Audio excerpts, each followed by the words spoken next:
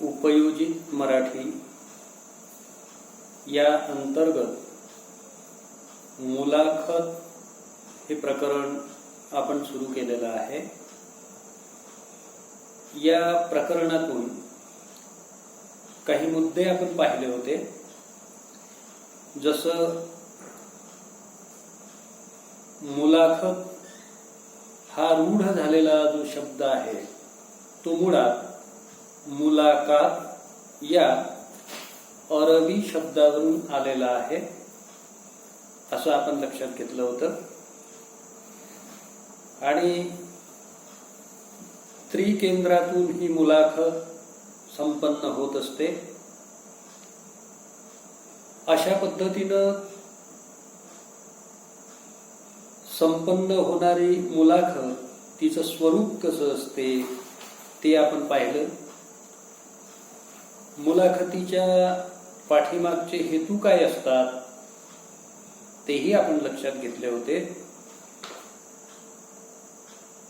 मुलाखतीची पूर्वतयारी कशी करायची, ती पूर्वतयारी करणे गरजेचे का आहे हे आपण अभ्यासलेलं होतं। आणि त्याच्या पुढचा मुद्दा होता मुलाखत कशी घ्यावी।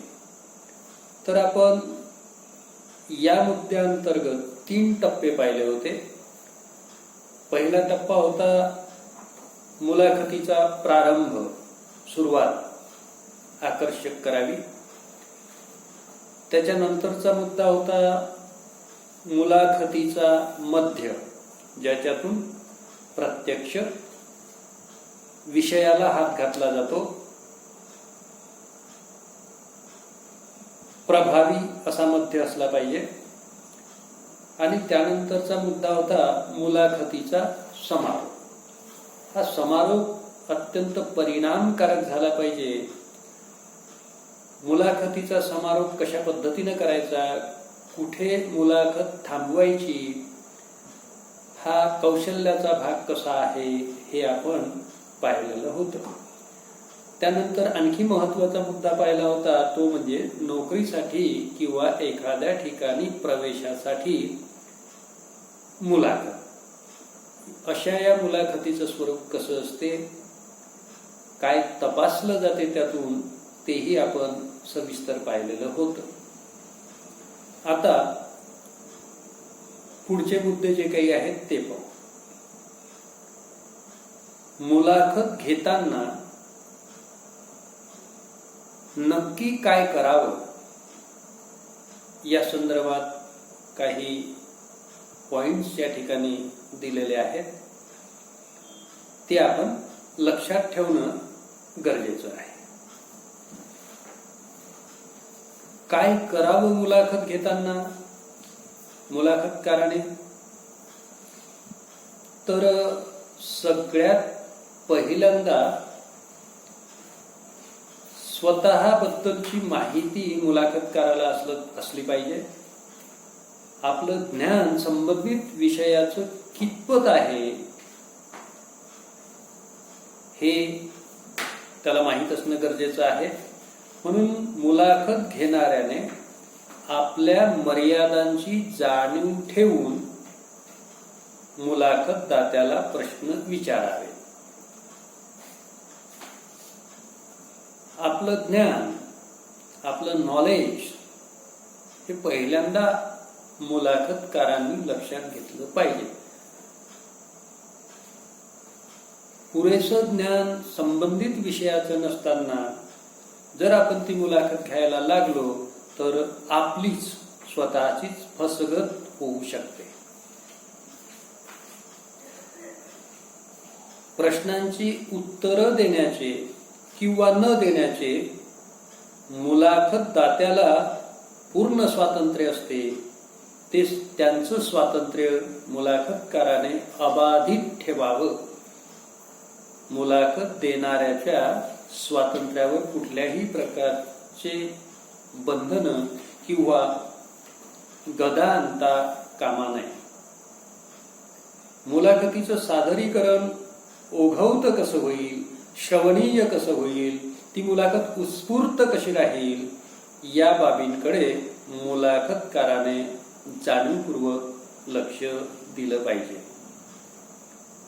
मुलाखतीच्या दरम्यान जे वातावरण पाहिजे ते अनौपचारिक आणि सकारात्मक असं वातावरण निर्मिती करण्याचा प्रयत्न मुलाखतकारांनी करावा. होय, नाही, माहीत नाही, नंतर सांगेन अशा पद्धतीची उत्तरं मुलाखतदात्याकडून येईल अशी प्रश्न विचारू नये. त्याची दक्षता घेतली पाहिजे. म्हणजे प्रश्नच तयार करताना त्या पद्धतीचे प्रश्न तयार होणार नाही. कोणत्या पद्धतीचे? समोरच्याकडून उत्तर येईल होय, नाही, माहीत नाही, नंतर सांगेन अशी उत्तरं येणार नाहीत.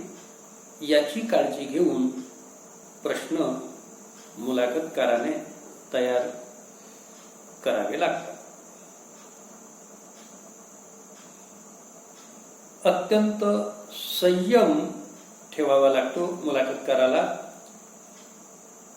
विवेक असावा लागतो त्याच्याजवळ आणि नैतिकतेचं पालन सुद्धा त्यानं करणं गरजेचं आहे. या पद्धतीने म्हणजे ही काही बंधनं स्वतःवर घालून घेतली की मग त्या मुलाखतीला जरा खुशखुशीतपणाची जोड दिली की मग मुलाखत रंगतदार होईल. अशा पद्धतीनं मुलाखतीत रंग भरण्याची जबाबदारी मुलाखतकाराची असते. म्हणून ह्या 5-6 गोष्टी मुलाखतकाराने नीट अभ्यासल्या पाहिजे, त्या लक्षात घेतल्या पाहिजे आणि त्याच्यानुसार मग मुलाखतीकडे वळलं पाहिजे. आता यातला शेवटचा मुद्दा आहे, मुलाखत घेत असताना कोणकोणत्या गोष्टींची काळजी घ्यावी.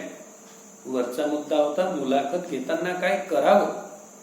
आता मुलाखत घेताना कोणकोणत्या गोष्टींची, कोणकोणत्या बाबींची काळजी आपण घेतली पाहिजे त्या संदर्भातले काही मुद्दे या ठिकाणी दिलेले आहेत. तिकडे वळू पहा. चुकीचे अप्रस्तुत प्रश्न विचारणे टाळावे. चुकीचे प्रश्न विचारू नये. अप्रस्तुत विषय जो काही नियोजित असेल, ठरलेला असेल, त्याला अनुसरूनच विचारायचं, त्याला सोडून नाही, अप्रस्तुत नाही. तसंच कशी कशी काळजी घ्यायची.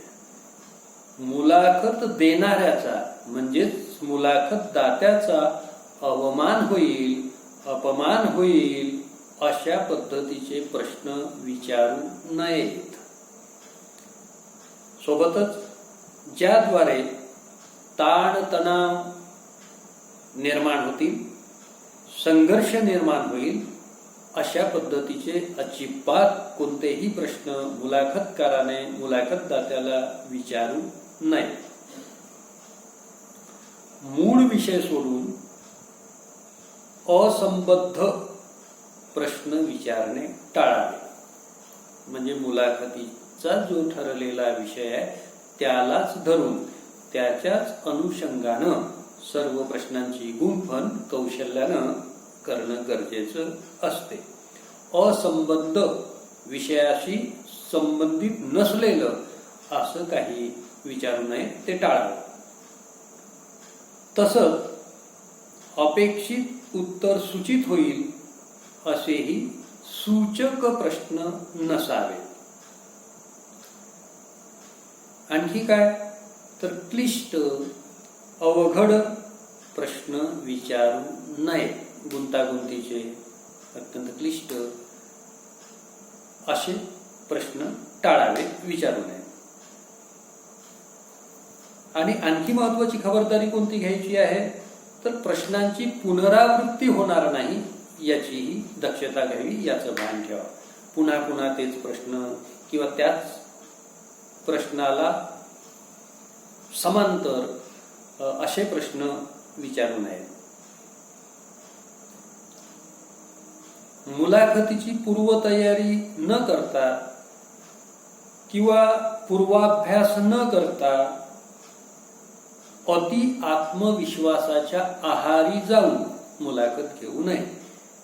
आपलीच तयारी नसेल, पूर्वतयारी केलेली नसेल, त्या अनुषंगानं आपण कुठला अभ्यास केलेला नसेल, चिंतन मनन केलेलं नसेल आणि आपल्याला लय समजते, आपण खूप मुलाखती घेतल्या आहेत, असा फाजील आत्मविश्वास ठेवून मुलाखत घेऊ नये.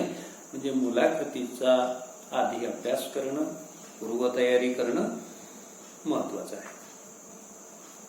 रटाळ, कंटाळवाणे, प्रभावहीन असेही प्रश्न विचारणं टाळावे. कारण मग लोकांना ती उत्तरं ऐकता ऐकता उठून जायची वेळ येणार नाही. रटाळ होऊ नये मुलाखत, याची दक्षता घ्यायची आहे, काळजी घ्यायची आहे. मुलाखतकाराने मुलाखतीच्या या दरम्यान कुठल्याही प्रकारचे हास्यास्पद हावभाव करू नये. नाही तर मग काहींना सवय असते, इकडे हात लाव, तिकडे हात लाव, इकडून खाजव, तिकडून खाजव. तर असं अप्रस्तुत काही करू नये. मुलाखत देणाऱ्यापेक्षा मुलाखत घेणाऱ्याने स्वतः जास्त बोलू नये, ही मर्यादा कायम मुलाखतकाराने लक्षात ठेवावी. नाही तर आपल्याला त्या विषयाचा खूप अभ्यास आहे, खूप माहिती आहे, खूप नॉलेज आहे, खूप ज्ञान आहे आणि म्हणून आपणच बोलत गेलो, निवेदनच सोडत राहिलो, तर समोरचा जो मुलाखतदाता आहे त्याला वेळ कमी मिळेल. ही गोष्ट बरोबर लक्षात ठेवायची. मुलाखत नियोजित वेळेत पूर्ण करावी. तर हे जे महत्वाचे मुद्दे आहेत, काळजी घ्यावयाचे. अशा पद्धतीनं आपण मुलाखतीच्या कार्यक्रमाची काळजी घेतली पाहिजे आणि मुलाखत सुंदर कशा पद्धतीनं संपन्न होईल त्याचं चिंतन मनन अधिक करून छान सादरीकरण करावं. मुलाखत का घ्यायची, हा महत्वाचा कार्यक्रम का असू शकतो, तर त्याचं कारण आहे व्यक्तींमधल्या माणसाचा वेध घेणाऱ्या, वाचकाला अंतर्मुख व्हायला लावणाऱ्या, आशय संपन्न, विचार गर्भ आणि रंगतदार मुलाखतींमुळे समाजाचे नेहमीच उन्नयन होत असते. मग समाजाच्या उन्नतीसाठी या गोष्टी पूरक ठरतात. जे वेगवेगळे कलावंत, वेगवेगळे विद्वान, वेगवेगळे तज्ज्ञ, ही जी मंडळी त्यांच्या मुलाखती आपण घेतो, तर त्या मुलाखतीमधून सुंदर सुंदर मौलिक अशा स्वरूपाचे विचार आपल्याला मिळतात. ते विचार घेऊन आपण आपली उन्नती करू शकतो, समाजाची उन्नती होत असते, समाजाचं प्रबोधन होत असते. आणि म्हणून अशा वेळोवेळी महत्त्वपूर्ण मुलाखती सादर होणं, समाजाच्या पुढे येणं अत्यंत गरजेचं असते. मुलाखतीचा हा लाभ आहे, मुलाखतीचं हे फलित आहे. कोणतं फलित? समाजाचं उन्नयन करणे, समाजाची उन्नती साधणे, समाजाची प्रगती करणे. आलं लक्षात? हे होतं आपलं मुलाखत नावाचं प्रकरण. आता यावर काही स्वाध्याय कृती दिलेल्या आहेत. तर 1, 2 आणि 3 इथपर्यंतच आपण जे काही शिकलेलो आहे त्या आधारावर तुम्हाला कृती सोडवता येतात. चौथा जो कृतीचा भाग आहे काय, तर 3 विषय दिलेले आहेत. भाजीवाला, पोस्टमन आणि परिचारिका. काय करायचं आहे, तर या लोकांची मुलाखत घ्यायची आहे आपल्याला. मुलाखत म्हणून मग आपण ती कशी घेणार, त्यांना कशा कशा पद्धतीचे कोणकोणते प्रश्न विचारणार, त्याचं स्वरूप कसं राहणार, तर ती एक प्रकारे पूर्वतयारी करायची आहे आपल्याला. काय तयार करायचं आहे याच्यात? फक्त प्रश्नावली तयार करायची आहे. प्रश्नांची उत्तरं द्यायची नाही, उत्तरं लिहायची नाही. हे बरोबर लक्षात ठेवायचं. कारण आपल्याला परीक्षेमध्ये हा एवढाच भाग असतो. कोणता? पूर्व प्रश्नावली, म्हणजे मुलाखत पूर्व प्रश्नावली तयार करा. मग तिथे काय करायचं आहे? फक्त प्रश्न तयार करायचे आहे. मग आता फक्त प्रश्न तयार करायचे आहे, मग लगेच भाजीवाला आपलं शीर्षक वगैरे दिलं आणि प्रश्न पहिला, असं नाही. काही संकेत पाळावे लागतील.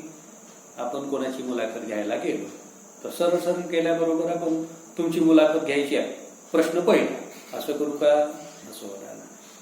मग काही समाजातले संकेत, शिष्टाचार पाळावे लागतील. नमस्कार या अभिवादनापासून आपली सुरुवात होईल. ठीक आहे. आणि मग शेवटही तसाच, भेटूया, नमस्कार, धन्यवाद वगैरे. मग त्यांनी मुलाखतीसाठी आपल्याला वेळ दिला तर मग आपल्याला त्यांचे धन्यवाद वगैरे, आभार म्हणावे लागतील ना, तर त्या पद्धतीनं संवाद. आता प्रश्न तयार करायचे आहे. कशाच्या संदर्भात? भाजीपाला म्हणजे विकणारा, बरोबर आहे, तो भाजीवाला, तर त्याची मुलाखत घ्यायची आहे. मुलाखत घ्यायची आहे म्हणजे फक्त प्रश्न आपल्याला विचारायचे आहे. तर जवळपास 10 ते 15 असे प्रश्न छान नीटनेटके, आणि त्यातून काहीतरी अपेक्षित उत्तरं जे आहे ते सुंदर येऊ शकतील अशी कल्पना करत करत प्रश्नांची नीट गुंफण करायची आहे. प्रश्न सूत्रबद्ध पण लवचिक असले पाहिजे. हे विविध रंगी फुलं आपण एकत्र गुंफले की पुष्पहार तयार होतो ना, पुष्पमाला छान दिसते ती. तर आपले प्रश्नही या प्रश्न मुलाखत मालेसाठी तसेच छान गुंफता आले पाहिजे. तर प्रभावी असले पाहिजे प्रश्न, परिणामकारक वाटले पाहिजे प्रश्न. ठीक आहे. आणि आशय संपन्नही असले पाहिजे प्रश्न, विचार गर्भही असले पाहिजे प्रश्न. तर अशा पद्धतीनं सराव आपल्याला झाला पाहिजे चांगला. म्हणून पुन्हा हे प्रकरण नीट वाचून घ्यायचं आणि त्याच्यानंतर या 3 विषयाच्या अनुषंगाने मुलाखत पूर्व प्रश्नावली तयार करायची आहे. भाजीवाल्याची, पोस्टमनची आणि परिचारिकेची. ठीक आहे. हे जर आपण 3 कृती सोडवून पाहिल्या, त्याचा सराव जर आपला चांगला झाला तर हे सरावादाखल आहे.